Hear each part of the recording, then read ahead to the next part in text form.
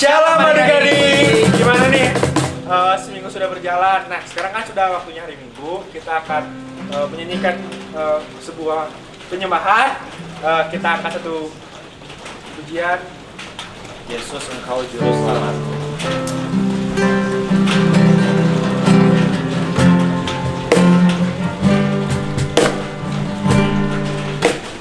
Kalau ku harus berjalan dalam lembah kekelaman, perlindungan-Mu, oh Tuhan, nyatalah bagi hidupku. Tiada pernah sedetikku, tiada pernah Kau tinggalkan. Sungguh mulia dan sempurna, hanya Kaulah yang disembah. Yesus, Engkau juru selamatku, dalam janji-Mu kemenanganku. Selamanya kan ku nyatakan besar setiamu Tuhan di hidupku. Yesus, Engkau juru selamatku, dalam janji-Mu kemenanganku. Selamanya kan ku nyatakan besar setiamu Tuhan di hidupku. Besar setiamu Tuhan di hidupku. Besar setiamu Tuhan di hidupku. Adik-adik, mari kita berdoa. Tutup matanya, lipat tangannya. Nanti kau yang akan pimpin doa. Adik-adik, mari kita bersatu dalam doa. Bapa, Tuhan Yesus yang baik, terima kasih kami mengucap syukur Tuhan karena kami tahu, kami percaya bahwa Tuhan selalu baik dalam kehidupan kami, dalam keadaan apapun yang sedang kami hadapi. Kami percaya Tuhan selalu tolong kami dan Tuhan selalu memberikan kami pertolongan yang terbaik yang Tuhan dapat berikan buat kami. Dan walaupun kami sedang berjalan dalam lembah kekelaman, kami mau tetap percaya bahwa perlindungan Tuhan itu nyata dalam hidup kami, Tuhan. Terima kasih Tuhan. Kalau hari ini juga kami boleh beribadah kepada Tuhan, biarlah hati Tuhan disenangkan oleh puji-pujian kami. Biarlah kami juga Tuhan dapat menerima berkat yang sudah Tuhan sediakan buat setiap kami. Terima kasih Tuhan. Kami mengucap syukur dalam nama Tuhan Yesus. Haleluya. Amin. Nah, adik-adik, kita mau angkat satu pujian. Kita akan nyanyikan Yesus Pokok.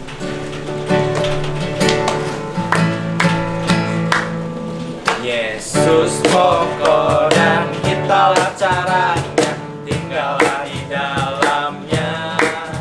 Yesus pokok dan kitalah caranya, tinggallah di dalamnya. Yesus pokok dan kitalah caranya, tinggallah di dalamnya.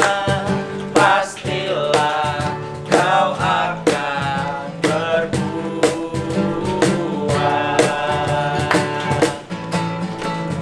Yesus cintaku, ku cinta kau, kau cinta dia. Yesus cintaku, ku cinta kau, kau cinta dia. Yesus pokok dan kitalah caranya, tinggallah di dalamnya. Yesus Yesus pokok dan kitalah caranya, tinggallah di dalamnya. Yesus pokok dan kitalah caranya, tinggallah di dalamnya. Pastilah kau akan berbuah.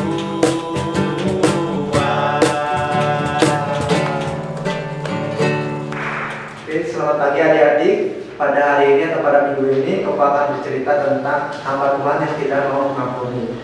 Nah, di 2 minggu yang kemarin, Cikeren itu bercerita tentang pengampunan. Nah, Koko juga di sini akan bercerita tentang sedikit firman Tuhan yang berhubungan dengan pengampunan. Sebelum itu, menurut adik-adik, apakah kita sebagai anak Tuhan itu harus mengampuni? Jelas ya, kita harus mengampuni. Tapi jika ada teman kita yang berbuat tidak baik kepada kita, apakah kita harus juga mengampuni? Kau kasih 5 detik ya buat kalian, buat anak-anak berpikir. Oke, jawabannya iya ya. Meskipun dalam situasi apapun teman kita melakukan hal yang tidak baik, kita tetap harus mengampuni. Sama dengan cerita firman Tuhan yang tentang Tuhan Yesus disalib. Tuhan Yesus disalib itu dikarenakan ada salah satu murid yaitu membocorkan atau melanggar perintah Tuhan Yesus, yaitu Yudas Iskariot. Nah, Tuhan Yesus tidak marah kepada Yudas Iskariot, tetapi Tuhan Yesus malah mengampuni Yudas Iskariot. Sama juga dengan Petrus. Petrus murid Tuhan Yesus itu sudah menyangka Tuhan Yesus sebanyak 3 kali dan tidak mengakui bahwa dia adalah murid Tuhan Yesus. Tetapi saat Tuhan Yesus disalib, Tuhan Yesus malah melakukan hal yang baik, yaitu mendoakan Yudas Iskariot maupun Petrus dan teman-temannya yang melakukan hal yang sama. Nah, pada firman Tuhan hari ini Koko akan bercerita di suatu hari ada Tuhan Yesus dan Petrus lagi ngobrol, lagi ngobrol berdua, saling sharing, saling bicara. Nah, Petrus bertanya kepada Tuhan Yesus, apakah aku harus mengampuni sebanyak 3 kali, 4 kali, 5 kali, 6 kali, atau bahkan lebih dari itu? Lalu Tuhan Yesus pun menjawab pertanyaan dari Petrus. Tuhan Yesus menjawab dengan tegas bahwa kamu harus bersedia mengampuni orang yang tidak baik ataupun melakukan hal yang baik itu tiap hari, atau seterusnya kalian anak-anak harus mengampuni. Itu kata Tuhan Yesus. Nah, Tuhan Yesus lalu bercerita tentang perumpamaan seorang hamba yang tidak mau mengampuni. Nah, ada seorang hamba ini memiliki hutang yang besar ya, kepada seorang raja. Nah, hamba ini berpikir, gimana caranya untuk aku membayar hutang-hutang itu kepada seorang raja. Lalu saat hamba ini berpikir, tiba-tiba raja mengumumkan bahwa siapa saja yang memiliki hutang kepadaku harus menghadap ke istanaku. Lalu saat hamba ini mendengar perintah dari seorang raja, hamba ini berpikir lagi, apakah aku harus menjadi orang pertama yang hadir atau menghadap kepada raja? Lalu hamba ini berpikir lagi, tapi gimana caranya? Aku gak berani untuk mengatakan itu semua. Lalu anak buah atau namanya itu kita sebut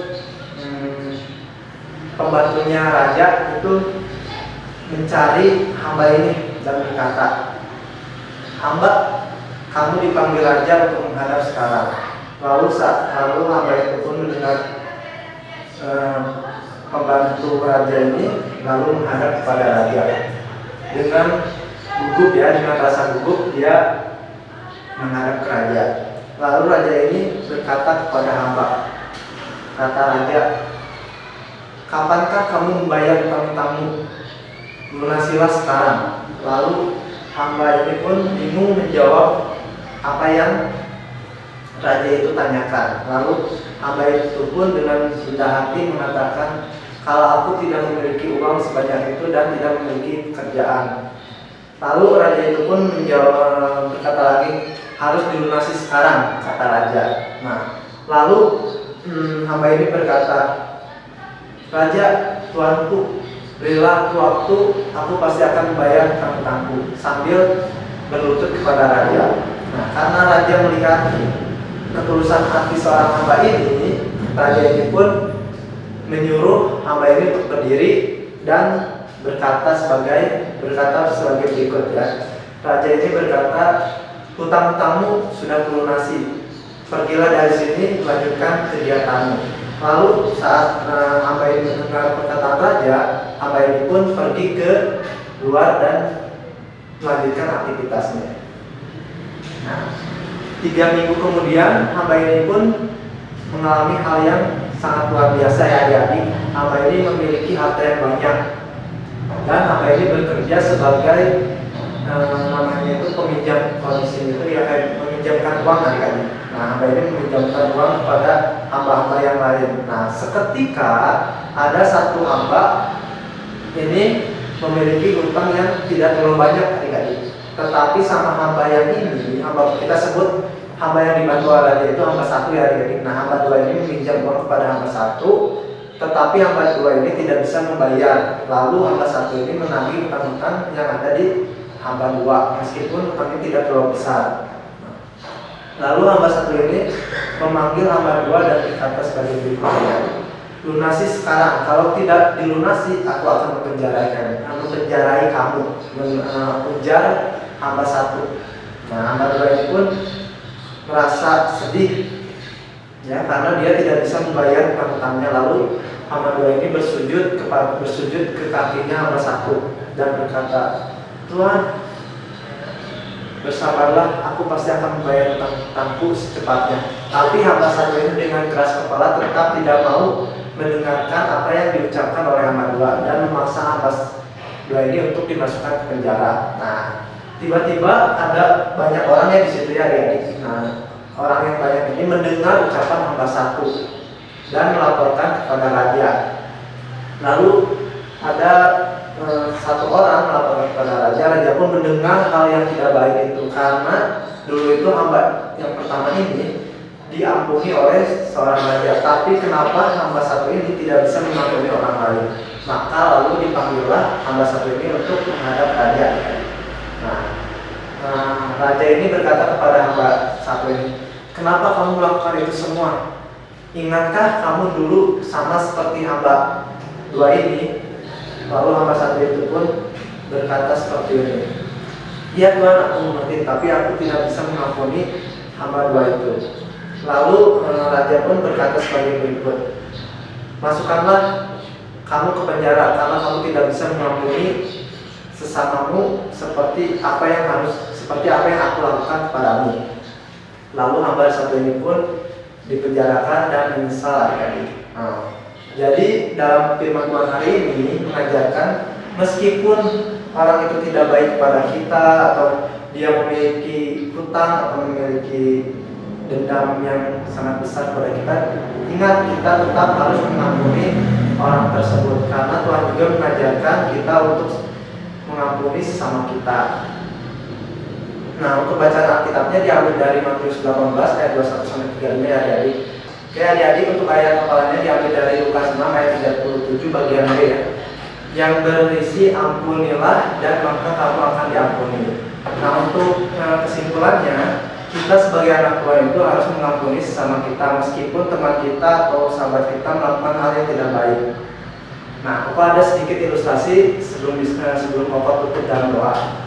Nah, di suatu hari ada dua anak ini sangat bersahabat. Kita sebut aja namanya Joko dan Asep ya adik-adik. Nah, Joko ini anaknya sering main game, sering kurang belajar ya adik-adik. Jadi malas anaknya. Nah, si Joko ini anaknya itu rajin adik-adik. Dia ada PR atau ada tugas dari sekolah langsung dikerjakan. Nah, ketika guru sekolahnya ngasih kabar bahwa akan dilakukan ulangan pada besok hari. Nah, Joko memperingati Asep karena Asep selalu main game untuk tidak bermain game tapi fokus dalam belajar. Nah, Asep karena tidak suka dengan sikap Joko yang menyuruh dia untuk belajar, Asep pun memiliki rencana yang tidak baik adik-adik. Nah, keesokan harinya Asep melakukan hal yang tidak baik, yaitu menaruh permen karet di kursi Joko. Ya. Nah, adik-adik pernah melakukan itu? Pokok yakin nggak kan ya? Nggak pernah ya. Nah, Asep ini menyimpan permen karet di kursi Joko. Joko pun tidak tahu kalau Asep melakukan itu. Joko pun duduk. Setelah selesai ulangan, Joko pun menyadari kalau ada yang jahil kepadanya. Lalu Joko pun mengadu kepada guru sekolahnya. Nah, guru sekolahnya bingung siapa yang melakukan hal itu. Nah, tiba-tiba ternyata di sekolahnya itu ada CCTV adik-adik. Jadi ketahuan siapa yang melakukan hal itu. Saat melihat guru tersebut bahwa Aseplah yang melakukan itu, lalu Asep dipanggil sama ibu guru atau guru sekolahnya untuk dibimbing agar tidak melakukan hal yang baik, hal yang tidak baik sorry adik-adik. Nah, setelah diceramahin atau diperingati, Asep pun mengakui kesalahannya dan meminta maaf kepada Joko. Nah, Asep bingung gimana cara cara meminta maaf kepada Joko karena dia sangat merasa bersalah. Lalu Joko pun bertanya kepada Asep, Asep, kenapa kamu kelihatan kayak bingung? Lalu Asep pun menjawab, ya Joko, maaf ya Joko, aku sudah melakukan hal yang tidak baik kepada kamu, yaitu menaruh permen karet di kursi. Nah, Joko pun saat mengetahuinya, dia tidak marah adik-adik, tapi Joko malah mengampuni Asep karena Joko tahu bahwa Asep itu melakukan itu ada sebabnya.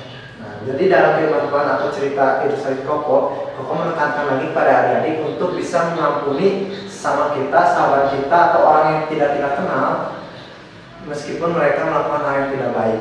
Oke adik-adik, kita bersatu dalam doa. Tuhan Yesus, terima kasih Tuhan karena Kau sangat baik Tuhan buat kami semua Tuhan. Kami belajar pada hari ini agar kita bisa mengampuni sama kita Tuhan, agar kita bisa memaafkan sama kita, agar kita bisa terus melakukan hal yang baik kepada sesama kita Tuhan. Tuhan, sebentar lagi kami akan melakukan aktivitas kami yang lain. Tuhan, berkatilah aktivitas apa saja yang kami lakukan. Semoga apa yang kita lakukan itu bisa bermanfaat untuk kerajaan Tuhan. Di dalam nama Tuhan Yesus kami sudah berdoa dan mengucap syukur. Haleluya. Amin.